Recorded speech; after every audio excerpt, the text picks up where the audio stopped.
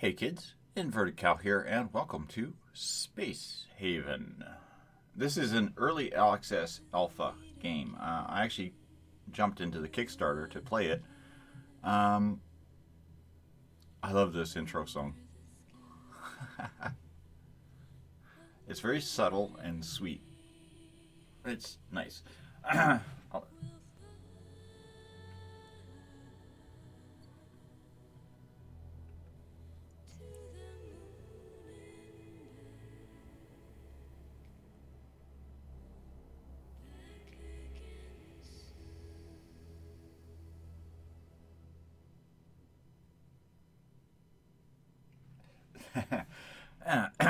Excuse me while we were interrupted by the really great music. um, I played probably about, I don't know, 3, 4 days solid, like 18 hours solid per day kind of thing. And I've been killed pretty much every time without fail. So we're going to jump into a new game. Um, Now, I suggest for the most challenging, play second. If you play first, you start out with a basic ship. You already have a ship. You already have basic supplies, everything you need. It's a good learning tutorial one. Second is most challenging. Third gives you basically double the resources and crew of second.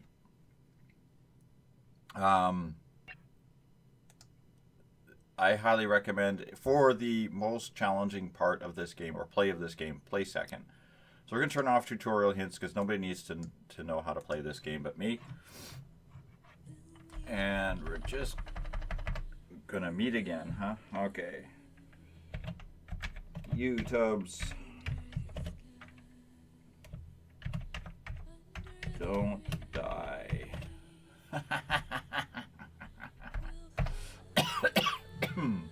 All right, let's hit start.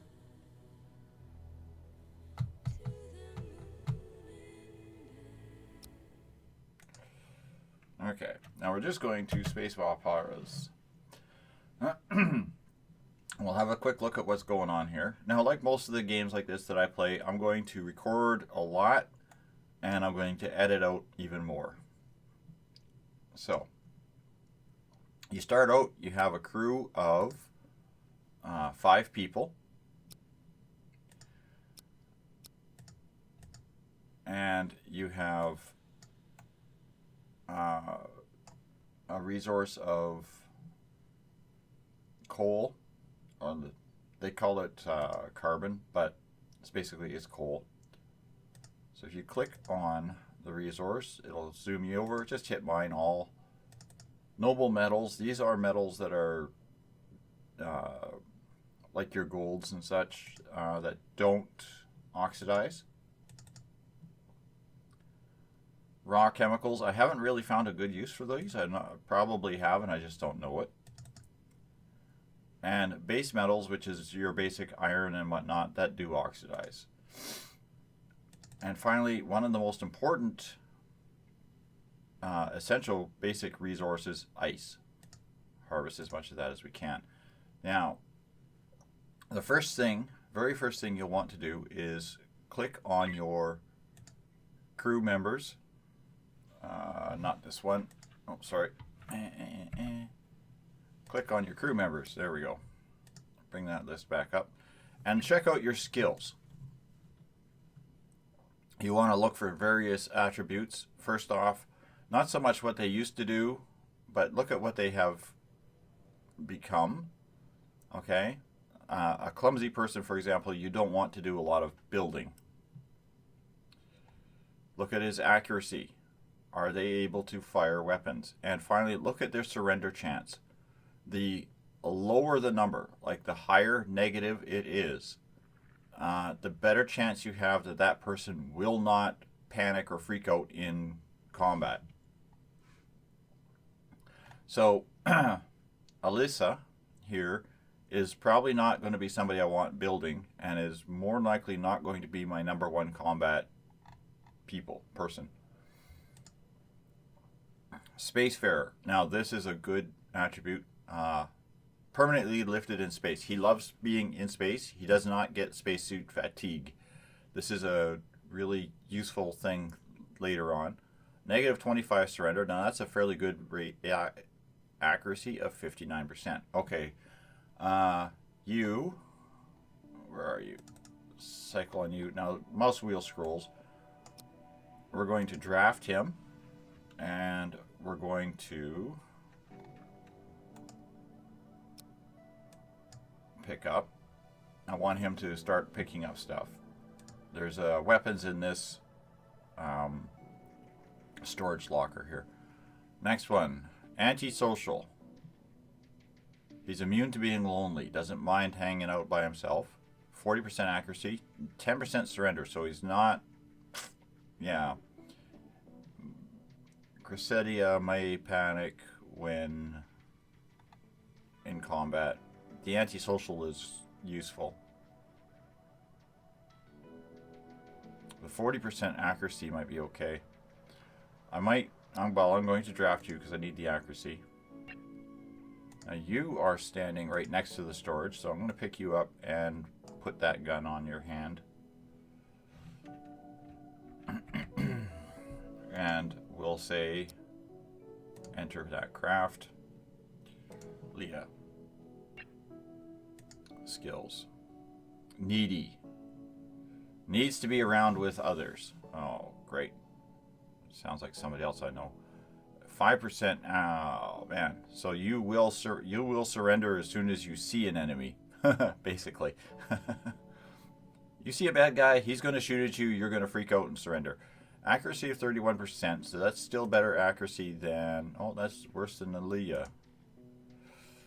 Okay.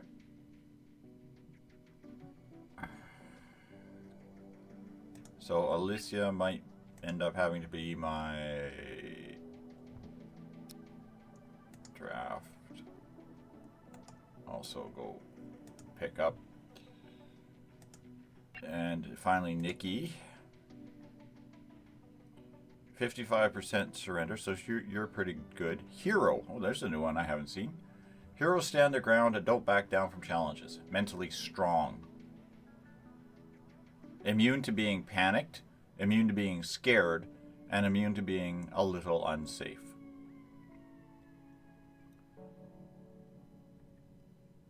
.34% accuracy, so you're not great at accuracy, but oh my goodness, you are my combat mech droid here.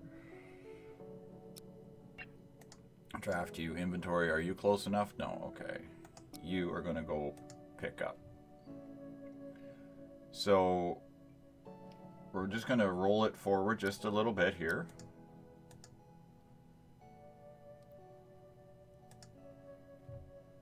And you're next to the storage. And your skill. Okay, so inventory, storage. You're going to pick up this weapon. And you're going to enter the craft.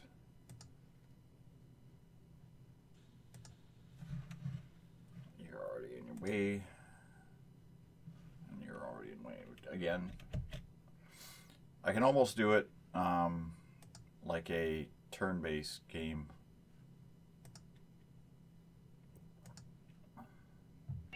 Now you were the one with the 59% accuracy, right? Now I'm not entirely sure how well that accuracy translates to shots, but I'm going to equip this person with the shotgun.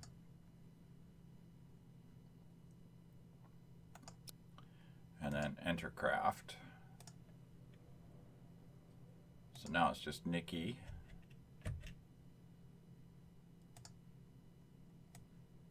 You equip that weapon and you enter craft. Now the reason I have them all enter the craft right away is because I found that there is a derelict ship on board or on the station, and sometimes there is loot in there that you want, but also once I set the schedules, I always have somebody sleeping and somebody not sleeping. So what I end up having happen is I'm usually trying to balance to get the peak number of combatants on their work shift. And it's easier to do this combat fairly early on and then set schedule. Now finally, the number one reason that you are actually in this location is to build this ship. Now I'm going to change the name of this ship because reasons. But it is the inverted cow ship Farslayer.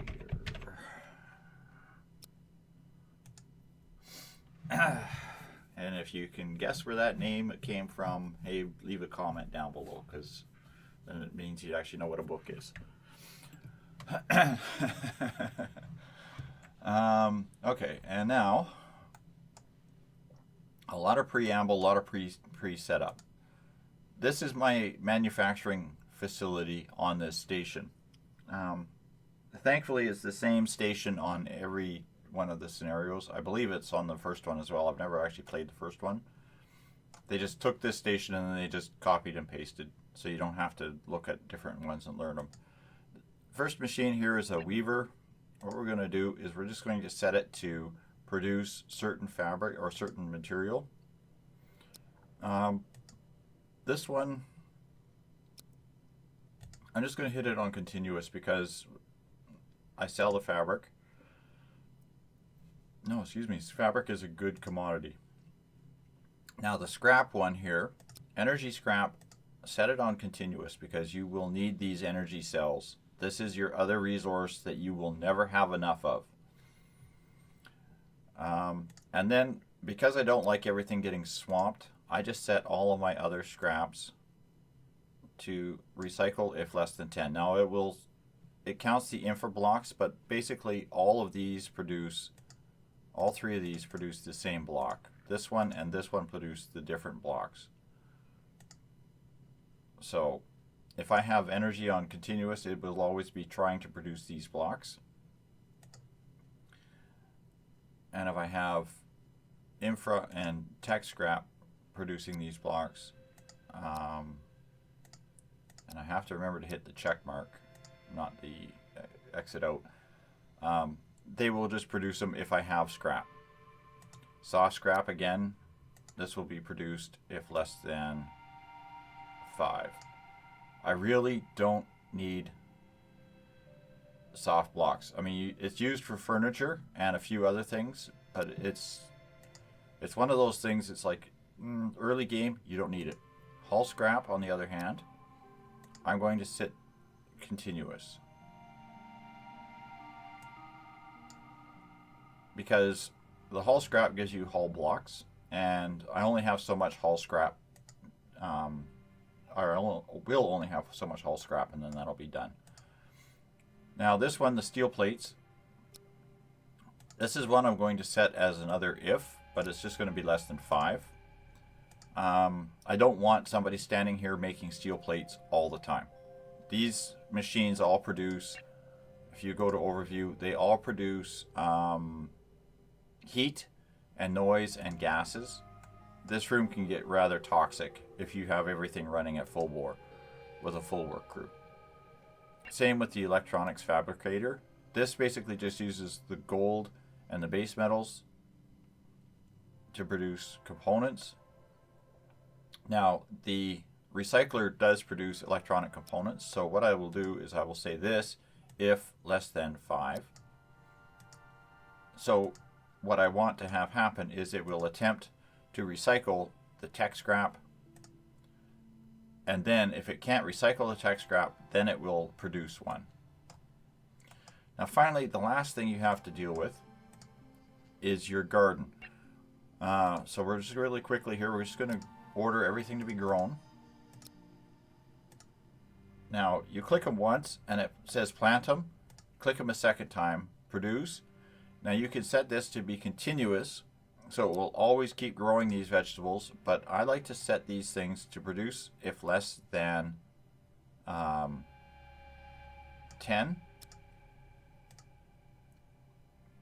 Again, the reason for this is you only have so much labor. You've only got a crew of 4 people.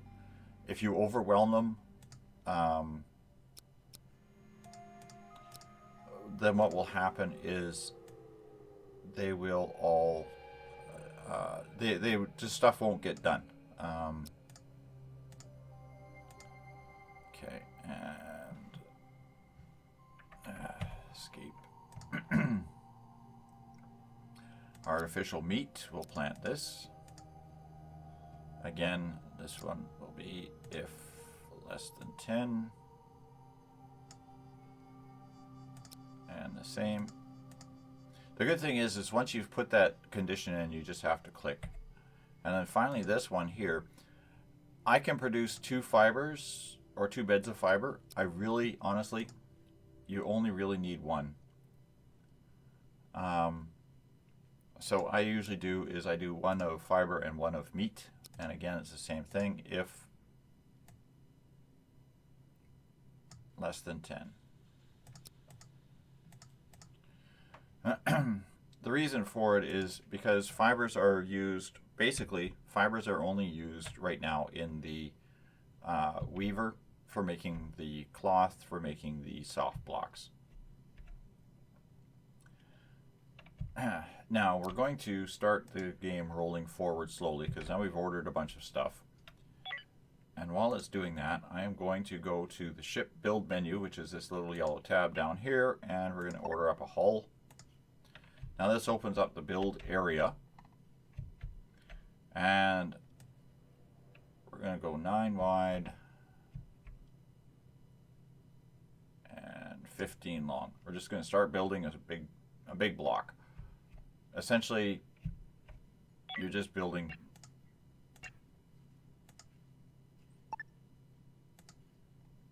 I haven't been able to get the sketch to work properly. Oops, I keep mousing out. Ship hull sketch. I've tried a couple of times to get this to work, but basically what I do, did I go right on the edge? Yes, I did. Okay. Is I will build 2 ships, or 1 ship, I guess, that looks like this. Eventually it grows all the way to the end. And then 1 square off of that, I will build another one.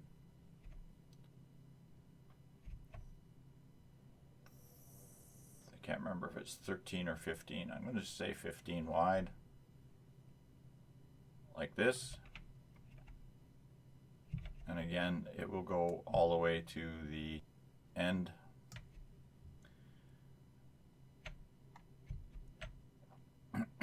And then I'll put a series of little bridges like this into it.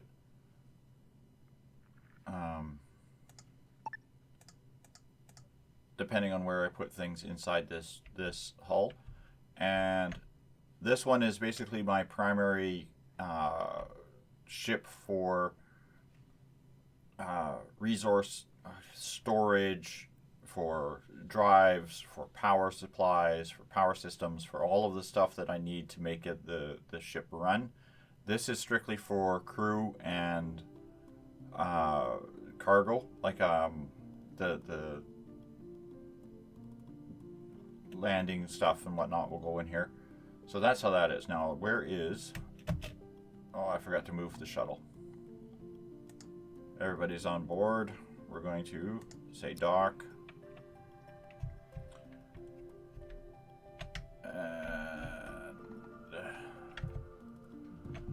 Now, you can dock at this station, or you can find a hull breach and dock near the hull breach. I like to unload near the hull breach. And we'll hit accept. I thought I had them moving on that before I started going into shipbuilding. Okay, so we'll just give it a quick little boost of speed here.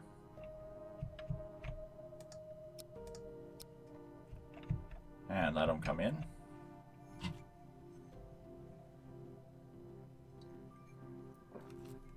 And as soon as everybody lights up green, we'll unload. And grab everybody and move in. soon as they're all out of the way, we'll grab the ship and we'll tell it to dock here. So now this will move over there slowly, and I can focus on the combat, getting everybody in to the point where it okay, there's a bug.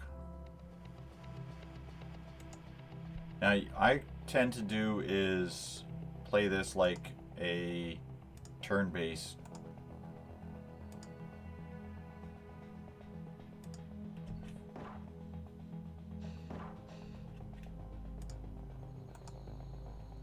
Shoot the bug. Thank you.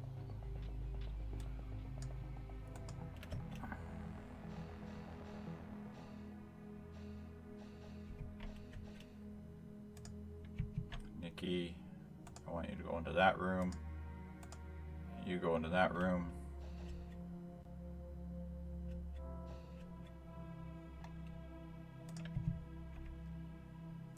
You go there. This isn't a very big craft, so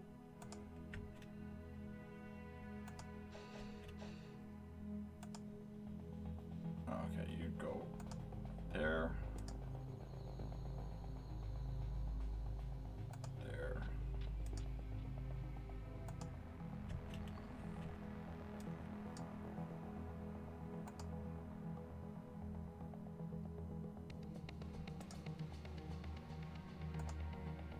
Attack the bug. You're gonna go back. Okay, Nikki. You're gonna go into this room.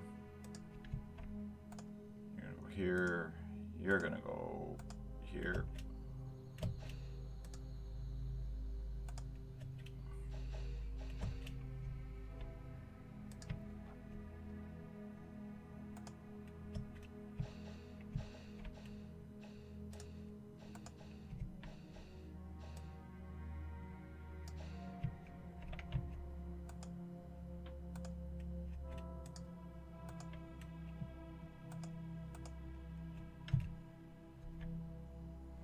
Alright, there's some recoverable information there. We'll pick that up.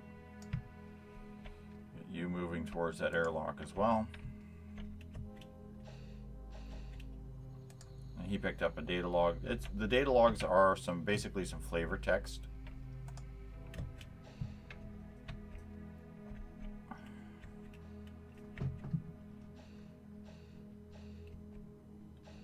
Okay, now that the hull has been explored, what we can do is we just select everybody.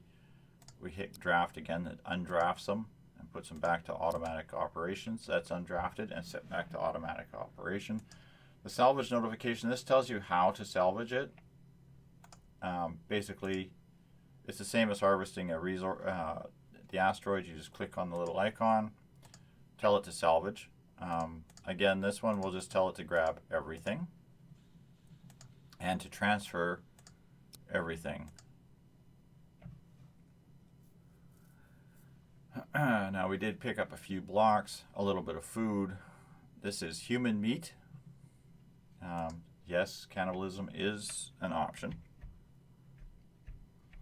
to keep in mind. And finally, I'm going to reset my schedule for everybody here. Basically, I rotate the schedule forward on two-hour increments.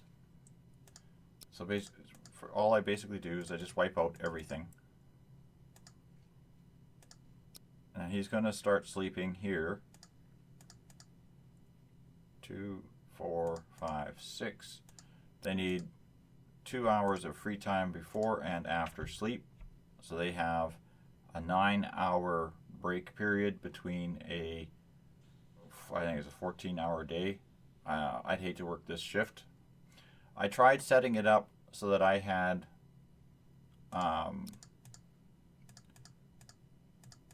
them having free time every 6 hours, and it really did not work all that too well. I tried setting it up so that they had free time overlapping each other, so they could have like discussions and whatever, it doesn't seem to matter. They take a break. If they're working, they stop and they break, even if you don't have them scheduled for it. So that's not a big deal. And yes, it is tempting to leave them on a full-time work schedule where they always work, they never stop. Don't do it. Okay, there we go. That's everybody set up for a sleep rotation. As I said, I always have at least one person sleeping. It's usually like there is a little overlap. One person is still sleeping, another person goes to bed.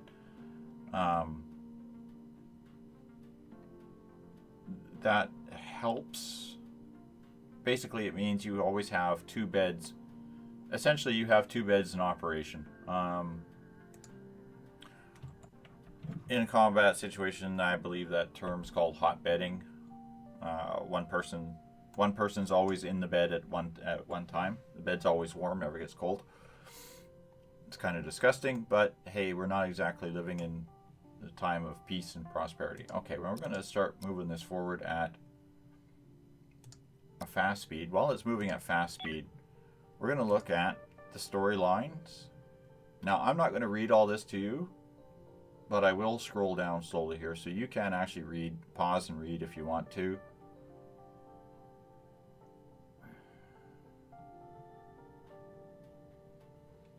Okay, and then the tranquility.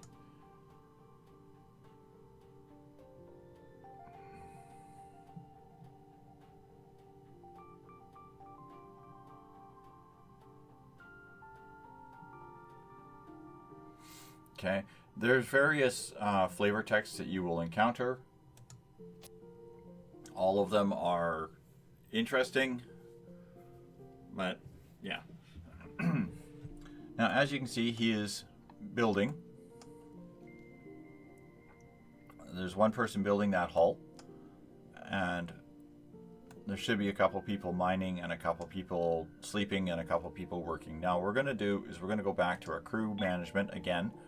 Priorities. Now, this usually sets the priorities fairly well-ish.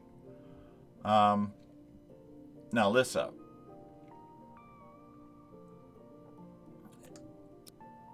Again, you can look at your person if you need to remember.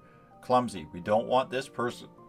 Excuse me. We don't want this person working in a maintenance or construction method. So now we'll bring up this. Alyssa, we do not want you working in maintenance at all. So right click downgrades, left click upgrades. You're not in industry, so that's good, and we're going to take you out of construction. You can work in botany, you can work in miner, and you can work in logistics. Logistics is basically just hauling crap around. Everybody does it. Everybody's always set at priority +1. That's fine. Now I want to find my spacefarer. Oh God, cat. I just had a cat pull the earbuds out of my ear. That was awesome. Okay, back at it. Spacefarer loves being in space. Doesn't mind space suit. So what we're going to do is we're going to make sure that you, Cressida, are in. We're going to give you a priority normal for mining, because mining is done in those little space missions. And I'm going to give you priority down 1 on construction and maintenance. They will learn. They actually do improve skills. I'm not worried about botany. I'm not worried about this. Leah obviously is my botanist.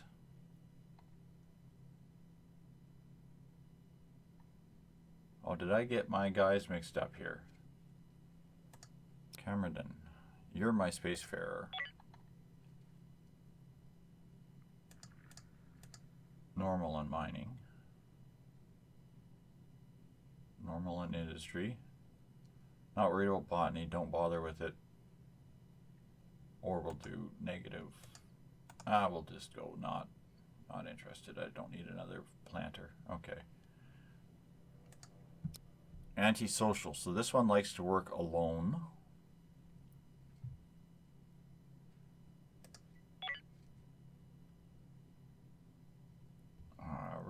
mining their industry up. Industry is actually probably a good one for this person because they once you get your craft building, they'll spend a lot of time in the manufacturing area with all the machines where they're in spacesuits and it's a controlled environment. I'm going to put you on low on those two. Medical, you know what? It never hurts to have too many people practicing medicine. Nikki, you're my hero with the 59% accuracy and the negative 55 surrender. I had a sociopath on one of my other ones. Oh, it was funny. A psychopath, not a sociopath.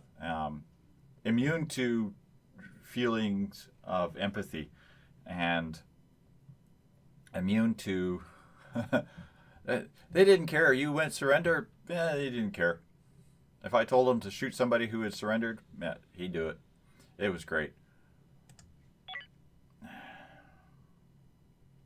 Okay. You're entirely industry. I don't want you entirely industry. I'm going to put you on down 1 on those. And hero, right? Yeah. High in industry, high in operations.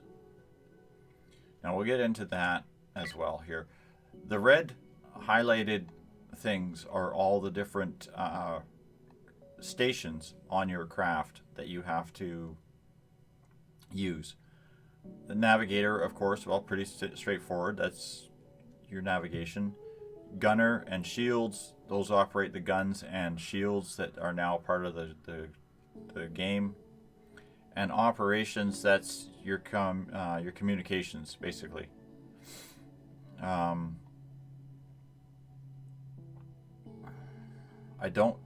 It's not really important that they are at those stations, so you don't really have to worry about it.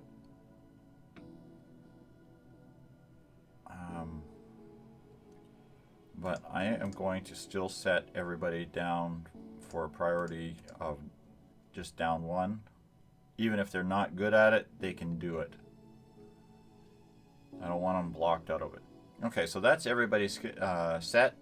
That's everybody's schedule. Again, of course, as you see, time is still moving forward. Everything is happening. And they have built the first layer of hull. So we're going to escape out of this. We're going to slow it back down again because I like to do stuff in normal speed here. Now, the very first part of the ship that you need to build is the airlocks. Now, I'll just make sure I find my rotate key. And I build this so that I can put 2 airlocks in, side by each, like that. You can put them in on the sides or whatever, but I can't build anything else on the ship until at least one of these airlocks is done. So that's the first thing I'm going to build. And then as soon as they have done that, we'll move on to setting up the next thing here. Now I want to see if I can get ship hull, activate an area of sketch into an actual plan to be built. So I'm going to try this again. Expand that out. Okay, so now that's working. I was having problems with it. It would highlight it, but it wouldn't build it. Okay. Yes, my ship design isn't exactly fancy or has a lot of finesse to it. I simply go for function. Function over fashion, basically. So that's everybody functioning, everybody working. So now I'm just going to let this game grind for a while, and we'll let them build a little bit more, and then we'll pick it back up. Now, I'm not sure how long I've been recording and yaddling on here, because the great thing about this game is you can lose track of time so quickly. but according to my timer, yeah, way too long. So thanks all for watching, kids. I will see you hopefully on the next episode, where we will continue with building our ship. So thanks for watching, and good night for now.